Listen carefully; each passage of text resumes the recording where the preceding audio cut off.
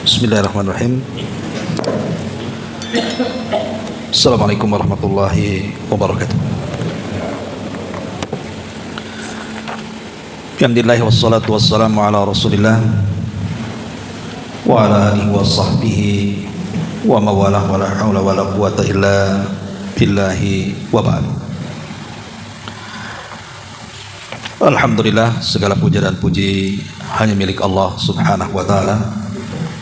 Salawat dan juga salam kita hadiahkan kepada Rasul kita Nabi besar Muhammad sallallahu alaihi wa ala alihi wasallam.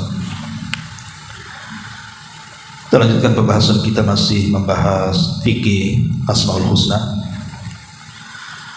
dan malam ini kita masuk pada nama Allah Subhanahu wa taala yang agung, Al-Maliku, Al-Maliku. Artinya yang maha menguasai.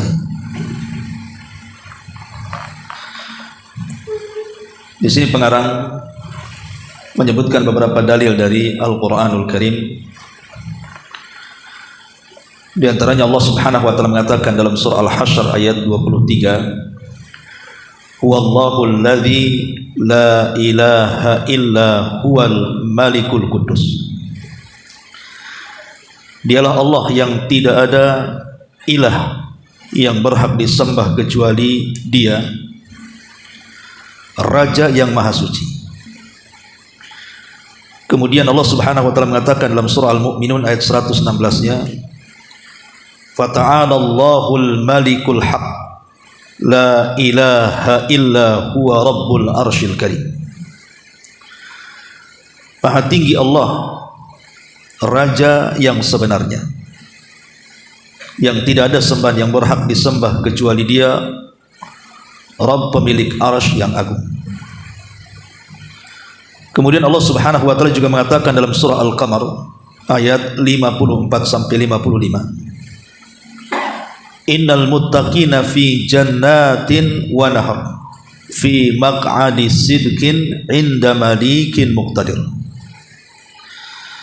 Sesungguhnya orang-orang yang bertakwa itu di dalam taman-taman dan sungai-sungai, di tempat yang disenangi di sisi Rabb yang Maha berkuasa. Sebenarnya kalau kita melihat Al-Qur'anul Karim,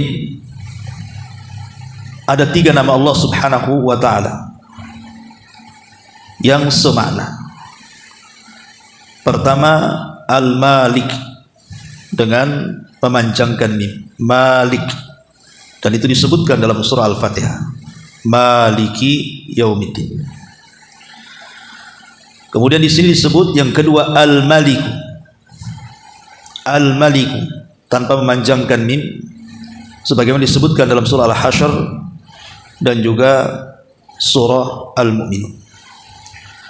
Kemudian yang ketiga Al-Malik, dan ini hanya disebutkan 1 ayat dalam Quran, surah Al-Qamar, fi maq'adi sidqin 'inda malikin muqtadir. Ma'asyiral muslimin yang dimuliakan Allah Subhanahu wa taala, para ulama mengatakan ketika memahami makna Malik ini, nama Allah Subhanahu wa taala Al-Malik ini, ulama mengatakan fal maliku fil lughati yadullu ala quwwatin fi syai'i wa sihhatin. Secara bahasa, kalimat Al-Malik ini menunjukkan kekuatan terhadap sesuatu. Adapun yang dimaksud yang maha menguasai dalam nama-nama Allah Subhanahu wa taala yang agung adalah huwa al-malik li jami'il asya' al-mutasarrif fiha, bahwa Dia adalah penguasa segala sesuatu dan Dia yang mengaturnya, dan tidak ada yang bisa mencegah apalagi menghalanginya. Artinya Dia adalah zat yang al-mustaghna an ghairihi, Dia tidak berhajat kepada yang lainnya. Ma'asyiral muslimin yang dimuliakan Allah Azza wa Jalla, walillahil matsalul a'la. Untuk mendekatkan sebuah pemahaman, dalam raga kita ini ada mata, ada telinga, ada tangan dan kaki. Itulah kekuasaan yang ada pada badan kita. Maka kita bisa menggerakkan sesuka hati kita kan. Ketika kita berkehendak mata ini berkedip, tinggal dikedipkan. Ketika tangan ini kita berkehendak untuk bergerak, tinggal digerakkan. Ketika kaki disuruh untuk melangkah, tinggal dilangkahkan. Artinya kita yang memiliki badan ini kan bisa mengatur apapun yang ada pada badan kita kan, dari ujung kepala sampai kaki. Artinya kita menguasai badan kita. Itulah arti yang maha berkuasa. Jadi Allah subhanahu wa ta'ala itu walillahil mathalul a'la. Tentu permisalan Allah lebih tinggi dibandingkan kita mengatur kerajaan dalam badan kita. Karena Allah subhanahu wa ta'ala penguasa seluruh alam semesta. Yaf'alu ma yurid. Dia melakukan sesuai dengan kehendaknya. Dan untuk memperjelas, lebih memudahkan lagi, kita bisa lihat pada halaman ke 159 di situ Allah Subhanahu wa taala berfirman, "Qulillahumma malikal mulki tu'til mulka man tasha wa tanzi'ul mulka mimman tasha wa tu'izzu man tasha wa tudhillu man tasha biyadikal khair innaka ala kulli syai'in qadir. Tulijul laila fin nahar wa tulijun nahara fil laili wa tukhrijul hayya minal mayyit wa tukhrijul mayyita minal hayy wa tarzuqu man tasha bighairi hisab." Katakanlah wahai Muhammad, wahai Rabb yang mempunyai kerajaan. Artinya Allah subhanahu wa ta'ala adalah Zat Al-Malik yang memiliki kerajaan. Engkau berikan kerajaan kepada yang engkau kehendaki. Engkau cabut kerajaan dari orang yang kau kehendaki. Engkau muliakan orang yang kau kehendaki, dan engkau hinakan pula orang yang kau kehendaki. Di tangan engkaulah segala kebajikan. Sesungguhnya engkau yang maha kuasa atas segala sesuatu. Engkau masukkan malam ke dalam siang, kau masukkan siang ke dalam malam. Engkau keluarkan yang hidup dari yang mati, dan engkau keluarkan yang mati dari yang hidup, dan engkau beri rizki sesiapa yang kau kehendaki tanpa ada batas. Itulah Al-Malik, sang penguasa. Yaf'alu ma yurid. Dia bisa melakukan sekehendaknya, memberikan kerajaan yang dikehendaki, mencabut kerajaan yang dikehendaki, menghinakan orang yang dikehendaki, memuliakan orang yang dikehendaki, memberikan rizki kepada orang dikehendaki, menghidupkan, mematikan, dan begitu seterusnya. Itu disebut Al-Malik, sang penguasa alam semesta. Kita merenung sedikit, ikhwatu fiddin, muliakan Allah subhanahu wa ta'ala. Kekuasaan Allah subhanahu wa ta'ala ini luar biasa. Kita lihat saja di depan mata kita bumi yang kita pijak ini. Betapa besarnya bumi yang kita pijak ini dibandingkan dengan kita yang kecil ini. Itu baru bumi itu. Kalau kita kemudian memandang ke langit, maka Nabi SAW sampai mengatakan permisalan langit yang 7 lapis itu kalau dibandingkan dengan bumi ibarat cincin dilempar ke padang pasir. Bumi itu cincinnya, padang pasir itulah langitnya. Saking besarnya kekuasaan Allah Azza wa Jalla. Kemudian naik sedikit dari langit. Di sana ada kursi. Apa kata Allah Subhanahu wa taala? Wasi'at kursiyuhus samawati wal ardh. Kursinya Allah itu meliputi langit dan bumi. Artinya kursi Allah subhanahu wa ta'ala sangat besar sekali, karena meliputi langit dan bumi. Bumi saja sudah besar, ditambah langit besar sekali. Rupanya kursi jauh lebih besar karena meliputi langit dan bumi. Kita naik ke atas, di sana ada arsy. Ketika Nabi SAW diizinkan oleh Allah subhanahu wa ta'ala mensifati malaikat pemikul arsy, kata Nabi SAW, kakinya menembus lapisan bumi yang paling dasar, sementara badannya menjulang menembus seluruh langit-langit, sampai kemudian tanduknya memikul arsy Allah subhanahu wa ta'ala. Dan antara daun telinga ke bahunya perjalanan sab'umi'ati am, kata Rasul, 700 tahun perjalanan. Dari daun telinga ke atiknya, bahunya, perjalanan 700 tahun. Kalau pemikul arusnya saja sebesar itu, macam mana pula arusnya? Makanya Nabi SAW sampai mengatakan, kalau seandainya kursi langit, bumi dan seluruh alam semesta ini dibandingkan dengan besarnya arus, sama dengan cincin dilempar ke padang pasir. Begitulah besarnya arus Allah Subhanahu wa ta'ala. Kemudian kita beralih kepada sorga. Ketika Nabi SAW menjelaskan tentang satu naungan pohon di sorga. Kalau seandainya ada pemacu kuda balap yang tidak berhenti selama 100 tahun, maka bayangannya tidak akan terputus. Begitu luasnya sorga. Itu satu pohon tuh. Sementara di sorga itu banyak pohon. Satu pohon saja naungannya tidak terputus dengan pacuan kuda 100 tahun. Belum lagi neraka, di mana orang yang masuk neraka saja gigi geraham mereka sebesar gunung Uhud. Macam mana orangnya? Dan itu baru satu orang. Sementara yang masuk neraka itu entah berapa jumlahnya. Makanya Allah Subhanahu wa ta'ala mengatakan ketika bicara soal neraka, halim tala'ti wa taqulu hal mim mazid. Wahai neraka, sudah penuhkah engkau? Maka neraka mengatakan hal mim mazid, ada tambahan ya Rabb, masukkan saja. Dengan kita mengetahui betapa besarnya bumi, kemudian langit lebih besar lagi, kursi jauh lebih besar lagi, arus lebih besar lagi, belum lagi sorga luasnya selangit dan sebumi, kemudian neraka dan begitu seterusnya. Ini milik siapa? Pertanyaannya. Ini semua milik Allah Subhanahu wa ta'ala. Allah yang berkuasa akan hal itu. Makanya ketika Nabi SAW menceritakan tentang kehancuran alam semesta, yang disebutkan dalam hadis Abi Hurairah radhiyallahu anhu, Nabi SAW bersabda, yaqbidullahul arda wa yatwis samawati biyamini. Sesungguhnya Allah Subhanahu wa ta'ala akan menggenggam bumi dan akan melipat langit dengan tangan kanannya. Summa yaqul, dan dia mengatakan, anal malik aina mulukul ard. Saya adalah raja, di mana raja-raja bumi. Ketika alam semesta ini dihancurkan, ma'asyiral muslimin yang dimuliakan Allah Azza wa Jalla, dalam tempo 40 tanpa menyebut apakah 40 hari, 40 bulan, 40 tahun, wallahu alam. Abu Hurairah mengatakan fa'abaitu, aku enggan menyebutnya. Yang jelas di angka 40. Semua dihancurkan. Tidak langit, tidak bumi. Semua alam semesta dihancurkan, hanya beberapa makhluk yang dikecualikan. Lah saat semua sudah dihancurkan, tidak ada manusia, tidak ada jin, tidak ada malaikat, disitulah Allah Subhanahu wa ta'ala menampakkan namanya Al-Malik. Siapa dirinya?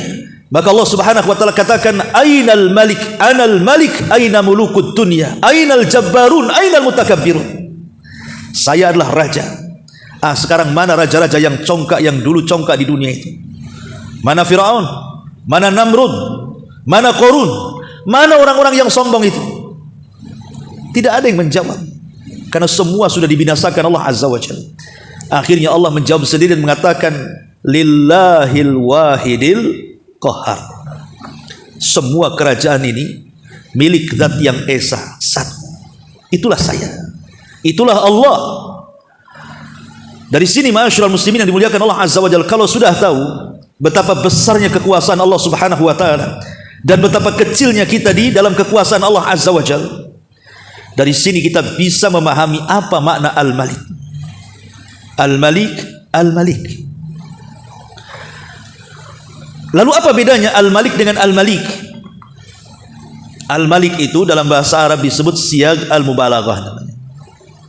Ada Malik, ada Malik, ada Malik. Kalau Malik ismul fa'il, Malik yang menguasai. Al-Maliki, Al-Malik itu lebih lagi, lebih besar lagi, lebih umum lagi. Karena Al-Malik juga termasuk siyagul mubalaghah. Maka Al-Malik itu lebih berlebihan lagi, karena Al-Malik itu kekuasaan yang tidak pernah berhenti. Setiap wazan fi'il mengikuti wazan fa'ilun, berarti tidak akan terputus. Contoh umpamanya kalimat tawil panjang, qasir pendek. Kalau orang disebut pendek, maka akan tetap pendek dan tidak mungkin tinggi. Kalau orang disebut tawil, tinggi, maka seseorang akan tetap tinggi dan tidak akan pernah pendek lagi. Tetapi kalau fa'la, seperti fa'lanu, dalam wazan fa'lan, seperti atsyan, haus, Haus tidak selamanya, kalau antum minum selesai hausnya. Ya, kemudian jauhan lapar. Kalau makan selesai laparnya kan gitu. Itu kalau wazan fa'lan. Tapi kalau wazan fa'il seperti qasir, tawil gitu ya, pendek, panjang, maka selamanya yang panjang tidak mungkin pendek, yang pendek tidak mungkin panjang. Artinya ketika Allah Subhanahu wa taala disebut Al-Malik menggunakan ya, berarti selamanya Allah itu berkuasa. Tidak akan terputus kekuasaannya. Karena manusia sendiri berkuasa. Kita lihat Presiden Indonesia berkuasa atas Indonesia. Presiden Malaysia berkuasa atas Malaysia. Presiden Australia berkuasa atas Australia, atau Amerika, atau yang lainnya, negara-negara di dunia ini kan. Mereka berkuasa atas negaranya. Tapi apakah mereka berkuasa terus? Tidak, bagi negara kita. Ada sistem pemilu kan itu ya. Berkuasa 5 tahun lagi. 5 tahun saja, nanti diangkat lagi. Ya kalau terpilih 10 tahun lah paling lama. Nanti kalau 10 tahun tidak jadi, apalagi ada pemakjulan. Jadi akhirnya makin lagi kemudian cepatkan kekuasaan manusia ini. Itu di negeri kita saja seperti itu, bahwa seorang penguasa itu tidak akan langgeng. Bahkan ada yang belum selesai sudah diturunkan pula oleh rakyatnya. Oke lah, anggaplah ada penguasa seumur hidup. Kalimat seumur hidup itu bukan berarti dia berkuasa terus, karena dia juga ada saatnya mati. Artinya kan terbatas kan begitu. Walaupun dia berkuasa seumur hidup, tetap saja mengalami kematian. Artinya tidak berkuasa lagi setelah kematian. Anggaplah dia tidak mati-mati. Ingat, ada kiamat yang akan menghancurkan seluruh kerajaannya. Jadi kerajaan manusia itu kekuasaannya tidak lama. Beda dengan Allah Subhanahu wa taala. Kekuasaannya sangat langgeng, kekuasaan sangat besar, dan tidak berhajat kepada siapapun. Kalau raja-raja di dunia kan berhajat kepada pembantunya, kepada menterinya, kepada partainya kan itu ya.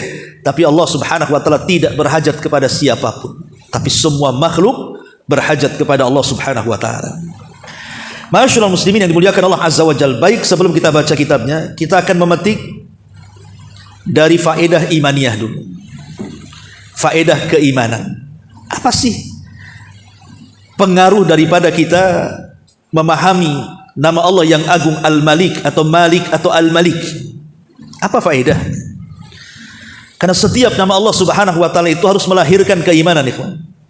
Bukan hanya dibaca, dihafal Asmaul Husna tapi tidak paham setiap makna-maknanya, enggak akan pengaruh.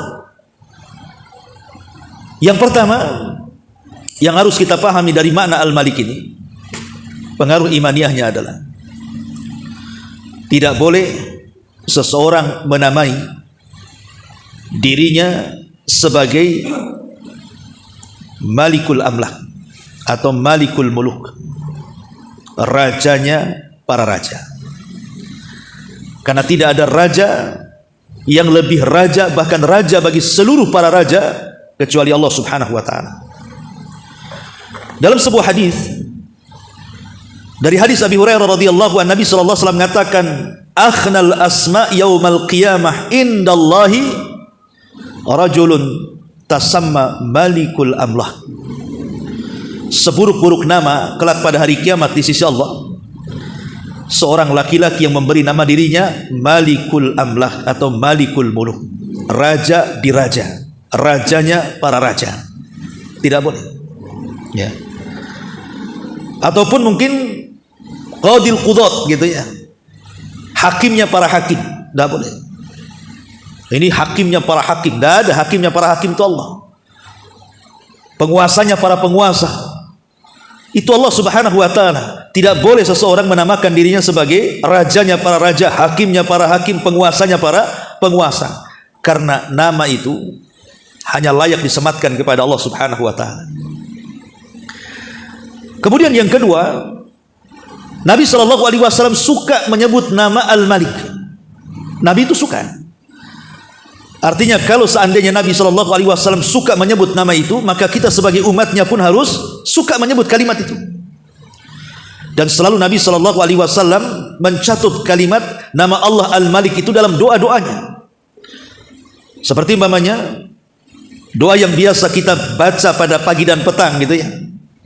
Amsayna wa amsal mulku lillah walhamdulillah la ilaha illallah wahdahu la syarikalah.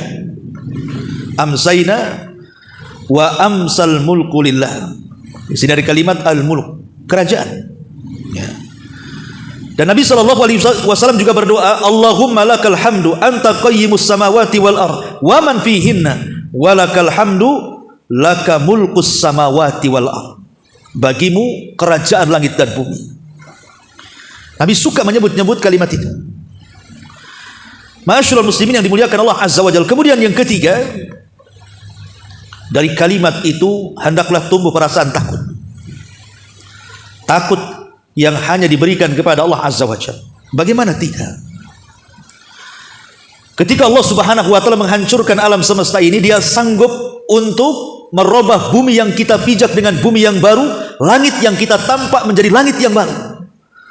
Allah mengatakan, yauma tubaddalul ard ghairal ardi was samawat. Sebagaimana Allah mengatakan, yauma tubaddalul ard ghairal ardi was samawat wa barazu lillahil wahidil qahar.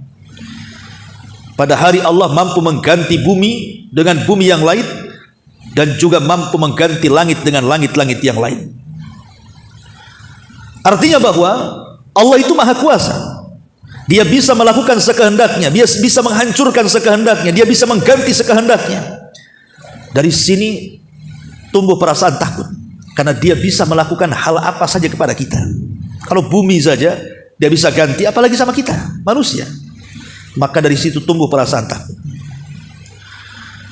Kemudian juga yang keempat, yakin bahwa semua kekuasaan itu hanya milik Allah Subhanahu wa taala, dan tidak ada satupun makhluk memiliki secuil kekuasaan Allah. Kemudian juga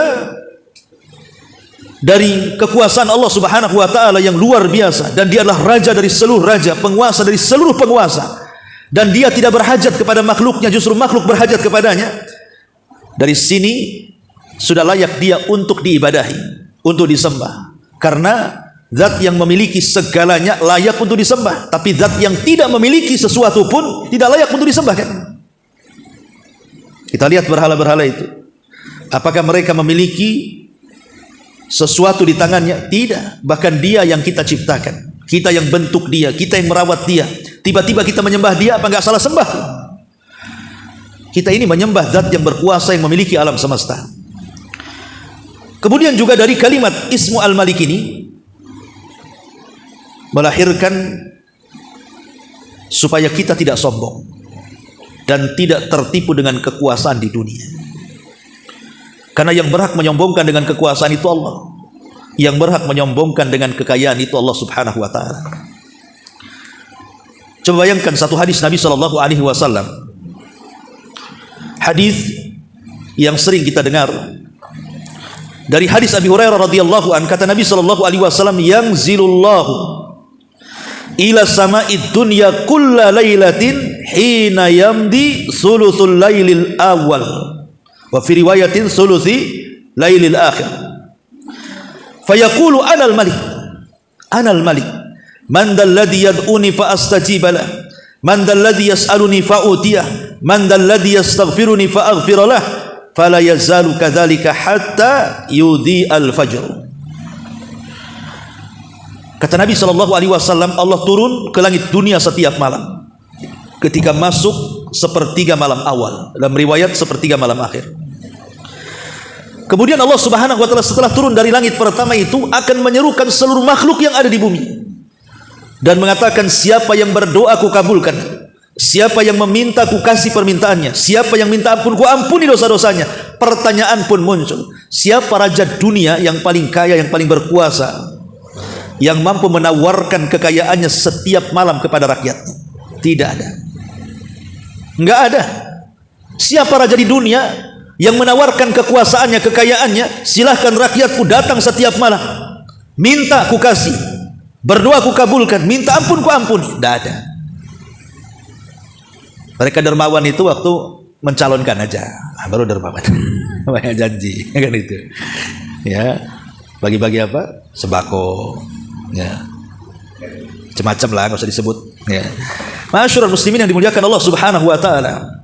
Ya, artinya bahwa dari sini kita tahu bahwa siapa yang berkuasa? Allah Subhanahu wa taala. Makanya tidak layak kita sombong di hadapan Allah, dan tidak layak kemudian congkak dengan kekuasaan yang kita miliki, karena tidak ada secuil pun dengan kekuasaan Allah Azza wa Jalla. Yang berhak sombong itu Allah, yang berhak congkak itu Allah. Wajar, karena kekuasaan di tangan Dia. Kita ini siapa? Lihat Namrud yang katanya ana uhyi wa umit, saya bisa menghidupkan yang mematikan. Mati juga Namrud, padahal dia ngomong bisa menghidupkan, tapi ketika dia mati dia tidak bisa menghidupkan dirinya sendiri. Lihat Firaun yang sombong dengan laut Mesir dan mengatakan seluruh lautan itu ada di kakiku, tapi Allah tenggelamkan dia di lautan.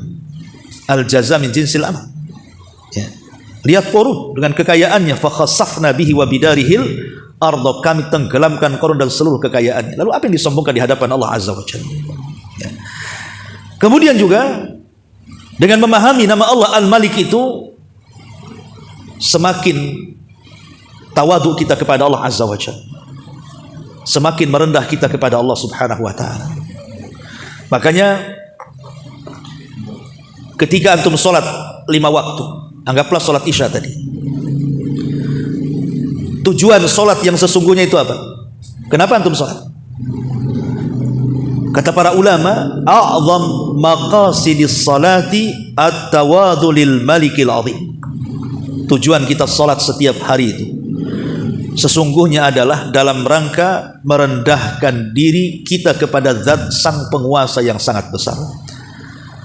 Makanya di awal sholat saja kita sudah mengucapkan kalimat takbir, Allahu Akbar, Allah yang maha besar. Artinya kita kecil. Kita mengatakan Allahu Akbar, kita ini berarti kecil. Disitulah kita disuruh tawadhu, semakin merendah di hadapan Allah Subhanahu wa taala dengan besarnya kekuasaan Allah yang ada di langit dan ada di bumi ini. Kemudian juga kalau kita sering berdoa dan menyebut-nyebut nama Al-Malik itu, kita akan mendapatkan pahala besar. Dan itu disebutkan dalam sebuah doa yang selalu dibaca Nabi sallallahu alaihi wasallam. Apa kata Rasul? Man qala la ilaha illallah wahdahu la syarikalah, lahul mulku wa lahul hamdu wa huwa ala kulli syai'in qadir, fi yaumin mi'ata marrah. Barang siapa yang mengucapkan la ilaha illallah wahdahu la syarikalah, tidak ada sesembahan yang berhak disembah kecuali Allah, dialah saja dan tidak ada sekutu baginya, lahul mulku, baginya kekuasaan, Al-Malik, walahul hamdu, dan baginya pujian, wa huwa ala kulli syai'in qadir, dan atas segala sesuatu dia mampu. Kalau antum baca dalam satu hari 100 kali, apa kata Rasul? Kanat lahu adalah asyri riqabin, itu sebanding dengan memerdekakan 10 budak. Cukup? Tidak. Wa kutibat lahu mi'ata hasanah, dicatat 100 kebaikan. Wa muhiyat anhu mi'atu sayyi'atin, dihapus 100 kesalahan. Cukup sampai di sini? Tidak. Wa kanat lahu hirzan minasyaitan yaumahu dzalik hatta yumsi, dan dia akan dijauhkan dari setan pada hari itu sampai waktu petang. Walam ya'ti ahadun bi afdal mimma jaa bihi illa ahadun amila aktsar min dzalik, dan lebih banyak kita membaca, lebih banyak lagi keutamaan. Kalau kita membaca 100 kali dalam sehari, la ilaha illallah wahdahu la syarikalah, lahul mulku wa lahul hamdu wa huwa ala kulli syai'in qadir, antum dapat pahala seperti memerdekakan 10 budak, dicatat 100 kebaikan, dihapuskan 100 kesalahan, dan dijauhkan dari syaitan. Luar biasa. Itulah nama Allah Al-Malik. Ya. Ma'asyiral muslimin yang dimuliakan Allah Azza wa Jalla. Kemudian yang terakhir, dengan memahami kalimat Al-Malik, tentu semakin yakin bahwa setiap permintaan dan doa kita pasti dikabulkan. Karena Allah yang berkuasa. Dan Allah Subhanahu wa taala sudah janji, siapa yang minta aku kasih, siapa yang berdoa aku kabulkan, kan begitu. Berarti kita makin yakin bahwa zat yang kaya pasti akan mampu memberikan dengan kekayaannya. Zat yang berkuasa pasti akan mengabulkan dengan kekuasaannya. Tapi berdoa kepada wali-wali yang ada di kuburan, mereka punya apa? Sehingga harus datang meminta-minta ke kuburan itu. Mereka punya apa? Orang yang dikubur itu, mereka semua adalah makhluk bagi Allah Subhanahu wa taala. Itulah di antara faedah keimanannya. Baik, kita baca di sini perkataan mu'alif rahimahullahu taala. Setelah kita tadi membaca 3 ayat pertama sebagai dalil nama Allah Al-Malik atau Al-Malik, beliau mengatakan 2 nama ini menunjukkan bahwa Allah adalah pemilik kekuasaan, penguasa segala sesuatu, yang mengatur di dalamnya tanpa ada yang menghalangi ataupun yang merintangi. Kalau penguasa dunia ada aja rong-rongannya kan, mesti ada oposisinya, pasti dirongrong oleh oposisinya. Tapi Allah tidak ada oposisi yang merongrong kekuasaan Allah Subhanahu wa ta'ala. Al-muluk, kekuasaan, kembali kepada tiga hal. Satu, ditetapkannya sifat kekuasaan baginya yang merupakan sifat yang agung, yang terdiri dari kesempurnaan dalam kekuatan, kesempurnaan dalam kemuliaan, kesempurnaan dalam kemampuan, kesempurnaan dalam ilmu, kesempurnaan dalam pengawasan, kesempurnaan dalam hikmah yang luas, perwujudan, kehendak, pengaturan, kasih sayang, hukum yang merata pada semua alam semesta di dunia dan juga akhirat. Jadi kekuasaan Allah itu mencakup macam-macam, ya. Maka disebutkan mencakup pengetahuan, di mana pengetahuan Allah itu akan meliputi seluruh makhluknya. Pengawasan Allah akan mengawasi seluruh makhluknya. Kemudian hikmah-hikmah yang baik, yang luas, yang bermanfaat bagi makhluk-makhluknya. Termasuk juga kasih sayang Allah menegakkan seluruh aturan-aturan dan begitu seterusnya. Dan ini Allah gambarkan, walillahi mulkus samawati wal ar wallahu ala kulli syai'in qadir. Dan milik Allah lah kerajaan langit dan bumi, dan Allah maha kuasa atas segala sesuatu. Kemudian yang kedua, semua makhluk baik para raja maupun budaknya selalu membutuhkan kepadanya dan meminta kepadanya segala hal yang mereka butuhkan. Tidak ada satupun yang bisa keluar dari kekuasaannya, dan tidak ada satu makhluk pun yang tidak membutuhkannya dalam hal pengadaan, bantuan, kemaslahatan, menolak bahaya, serta anugerah dan pemberian Allah Subhanahu wa ta'ala. Berfirman dalam Al-Quran, wa tabarakalladzi lahu mulkus samawati wal ar wa ma bainahuma wa indahu ilmus sa'ah wa ilaihi turja'un. Dan maha suci Rabb yang mempunyai kerajaan langit dan bumi dan apa yang ada di antara keduanya, dan di sisinya lah pengetahuan tentang hari kiamat, dan hanya kepadanya lah kalian akan dikembalikan. Dan Allah mengatakan, ayyuhan nas antumul fuqara ilallah wallahu huwal ghaniyul hamid. Hai manusia, kamulah yang berkehendak kepada Allah. Kamu adalah miskin, artinya kalian berkehendak kepada Allah, dan Allah lah dia yang maha kaya, tidak berhajat kepada siapapun, lagi maha terpuji. Jadi yang kedua, bahwa kerajaan Allah Subhanahu wa ta'ala meliputi bahwa seluruh makhluk yang ada di bumi itu berhajat kepadanya. Tidak raja, tidak rakyatnya, tidak yang besar, tidak yang kecil, tidak laki-laki, tidak perempuan, tidak kafir, tidak mukmin, tidak manusia, tidak binatang, tidak tumbuh-tumbuhannya. Semua makhluk berhajat kepada Allah. Semua makhluk berhajat kepada Allah Azza wa Jalla. Ini yang kedua. Kemudian yang ketiga, baginya pengaturan yang pasti terlaksana. Dia menakdirkan bagi makhluknya apa yang dia kehendaki dan menghukum dengan apa yang dikehendaki. Tidak ada yang dapat menolak takdirnya, tidak ada yang mampu mengalahkan hukumnya. Baginya hukum yang berlaku pada makhluk, baik secara syar'i ataupun kauni. Artinya, jangan macam-macam kepada Allah, jangan kurang ajar dengan Allah Azza wa Jalla, karena Allah itu yaf'alu ma yurid. Karena semua alam semesta termasuk kita itu sudah ditakdirkan, dan kita tidak mungkin lari dari takdir Allah. Mau lari kemana dengan takdir Allah? Karena walaupun kita lari dari takdir Allah, kembali kepada takdir Allah. Seperti perkataan Umar bin Khattab kepada Abu Ubaidah bin Jarrah, ketika Umar mengatakan, sebaiknya engkau tinggalkan kota yang penuh dengan wabah taun itu. Kata Abu Ubaidah, ya Amirul Mukminin, apakah engkau menolak takdir Allah? Mau lari dari takdir Allah? Kata Umar, ya, lari dari takdir Allah kepada takdir Allah yang lainnya, katanya. Siapa yang tidak, yang bisa lepas dari takdir Allah Azza wa Jalla? Jadi kekuasaan Allah itu meliputi bahwa Allah bisa melakukan apapun yang Allah kehendaki, gitu maksudnya. Dengan hukum-hukumnya, dengan takdir-takdirnya, di mana manusia tidak mungkin lepas dari takdir Allah Subhanahu wa ta'ala. Kemudian kata pengarang di sini, setelah beliau mengatakan poin yang ketiga ini, baik secara syar'i maupun kauni, hukum alam, dan sebagai pembalasan, baginya hukum takdir yang berlaku semua takdir, pengadaan, pertolongan, penghidupan, pematian, dan yang lainnya. Artinya bahwa Allah itu berkuasa menghidupkan sesuatu, mematikan sesuatu, mengembalikan sesuatu, menahan sesuatu, memberi sesuatu. Allah berkuasa, dialah sang penguasa. Kemudian yang B, baginya hukum-hukum syariat yang dia mengutus para rasul dan menurunkan kitab-kitabnya serta mensyariatkan berbagai bentuk syariat. Dia menciptakan makhluk untuk melaksanakan hukum yang satu dan memerintahkan mereka untuk berjalan di atas hukumnya dalam masalah akidah, akhlak, ucapan, perbuatan, lahir maupun batin, melarang maupun memerintahkan, dan begitu seterusnya. Artinya di antara kandungan Allah yang maha menguasai itu, Allah juga mengatur hamba-hambanya. Allah yang menciptakan kita, Allah yang tahu maslahat kita. Dengan cara apa? Yang mengutus utusannya untuk kebaikan hamba-hambanya. Kemudian saya di sini baginya hukum pembalasan, yaitu pembalasan atas semua perbuatan yang baik maupun yang jelek di dunia dan di akhirat.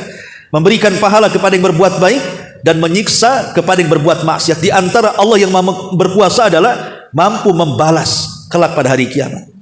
Siapapun yang berbuat jahat ada balasannya. Al jaza min jinsil amal. Setiap perbuatan itu pasti Allah ada balasannya, dan itu bentuk kekuasaan Allah Subhanahu wa taala di akhirat. Di dunia Allah berkuasa, di akhirat juga Allah Subhanahu wa taala berkuasa. Imam Ibnul Qayyim rahimahullahu taala berkata, sesungguhnya hakikat kekuasaan itu bisa sempurna dengan adanya pemberian, pencegahan, pemuliaan, penghinaan, pemberian pahala, pemberian siksa, kemurkaan, keredaan, penguasaan, pencabutan, pemuliaan orang yang berhak dimuliakan, dan penghinaan orang yang berhak dihinakan. Pertanyaannya, siapa yang bisa melakukan hal ini? Siapa yang bisa melakukan hal ini? Tidak ada kecuali Allah. Hanya Allah yang bisa melakukan, mengambil kerajaan dan menempatkan kerajaan, memuliakan orang dan menghinakan orang, menghidupkan orang dan mencabut orang, melarang orang dan memberi kepada orang. Hanya Allah yang sanggup. Coba, siapa yang sanggup? Tidak ada yang sanggup. Berapa banyak orang yang hendak menggulingkan kekuasaan, dia pula yang terguling, kan gitu. Maunya dia memberontak ingin berkuasa, dia pula pemberontak itu yang kemudian digulingkan. Karena hanya Allah yang bisa memberikan kekuasaan itu dan mencabutnya dan menghinakan serta memuliakannya. Makanya kalau kita mencari kemuliaan, jangan mencari kemuliaan kepada manusia. Carilah kemuliaan yang memberi kemuliaan kepada kita. Siapa? Allah Subhanahu wa taala. Qulillah izzatu jami'ah. Katakanlah milik Allah kemuliaan semuanya.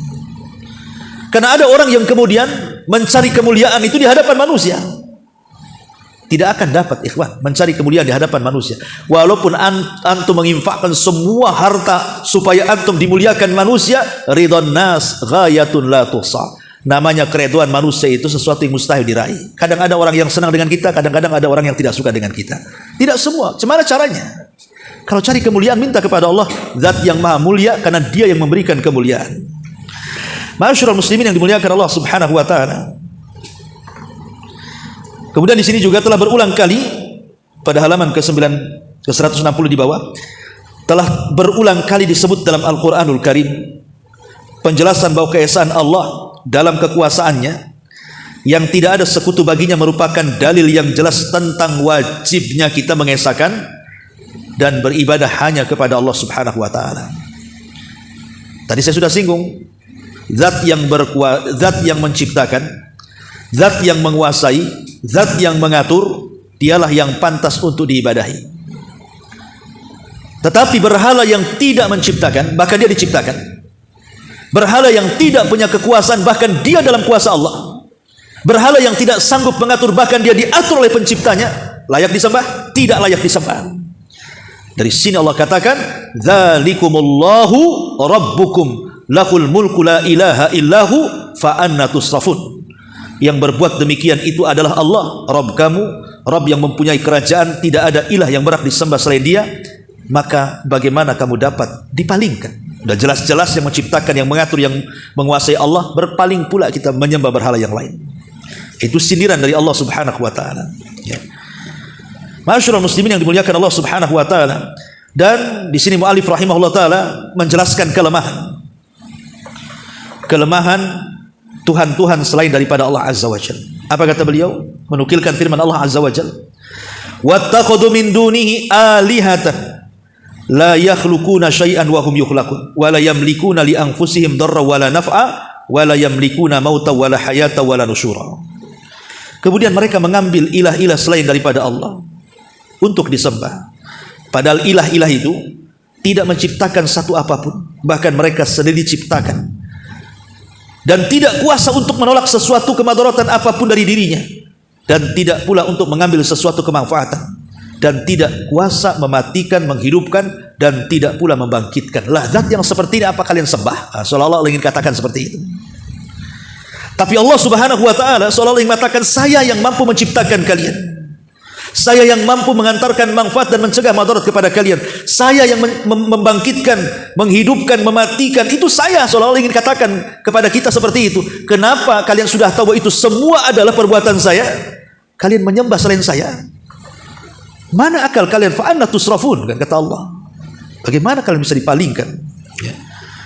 Kemudian juga dalam ayat yang lain juga Allah mengatakan, yulijul laila fin nahar wa yulijun nahara fil laili wa sakhara asy-syamsa wal qamar kullun yajri li ajali musamma dzalikumullahu rabbukum lahul mulku walladzina tad'una min duni ma yamlikuna min kitmir in tad'uhum la yasma'u du'aakum walau sami'u mastajabu lakum wa yaumal qiyamah yakfuruna bisyirkikum wa la yunabbi'uka mithlu khabir. Dia memasukkan malam ke dalam siang, memasukkan siang ke dalam malam, menundukkan matahari dan bulan, masing-masing berjalan menurut waktu yang ditentukan. Yang berbuat demikian itu semua adalah Allah, Rabb kalian. Kepunyaan Allah lah kerajaan. Kemudian Allah katakan, dan orang-orang yang kamu seru selain daripada Allah itu tiada mempunyai apapun walaupun setipis kulit ari sekalipun. Jika kamu menyeru mereka, mereka tidak mendengar seruan. Dan jika mereka mendengar, mereka tidak dapat mengabulkan permintaanmu. Dan di hari kiamat mereka akan mengingkari kemusyrikanmu, dan tidak ada yang dapat memberikan keterangan kepadamu sebagaimana yang diberikan oleh yang maha mengetahui. Lihat di sini bagaimana Allah ingin katakan sesembahan selain daripada Allah tidak berkuasa walaupun sekulit ari. Tahu antum kulit ari itu? Kalau antum ambil kurma, ambil bijinya, dalam biji kurma itu ada kulitnya. Nah, dalam biji itu kan ada kulit lagi tuh. Nah, itu kan tipis tuh kulit di biji kurma tuh. Ya. Sekulit itu pun kau tak punya, cemana kemudian akan disembah? Ya. Kemudian juga Allah mengatakan, kul ata'buduna min dunillahi ma la yamliku lakum darra wala naf'a. Mengapa kamu menyembah selain daripada Allah sesuatu yang tidak dapat memberikan mudarat kepadamu dan tidak pula memberikan manfaat? Dan begitu seterusnya. Masyaallah muslimin yang dimuliakan Allah Azza wa Jalla. Kemudian kata-kata beliau di akhir, oleh karena itu siapa saja yang tidak memiliki di dunia ini meskipun sebiji atom, maka tidak boleh untuk diserahkan salah satu bentuk ibadah kepadanya. Karena ibadah adalah hak yang maha kuasa, yang maha agung, yang maha pencipta, yang maha mulia, yang maha mengatur, yang maha mengatur alam semesta, yang tidak ada sekutu baginya. Mulia perkara dan agung kekuasaan serta tinggi kemuliaannya. Tidak ada sesembahan yang berhak disembah kecuali Allah Subhanahu wa taala semata. Inilah di antara pembahasan tentang nama Allah yang agung, Al-Malik atau Al-Malik atau Malik, yang disebutkan di dalam Al-Quranul Karim. Taib, insyaallah minggu depan kita masuk pada nama Allah Ar-Razzaq atau Ar-Razik. Wallahu a'lam. Dan sampai di sini, mudah-mudahan ada manfaatnya. Subhanaka wa bihamdika, asyhadu an la ilaha illa anta, astaghfiruka wa atubu ilaik. Allahu ta'ala alam. Assalamualaikum warahmatullahi wabarakatuh.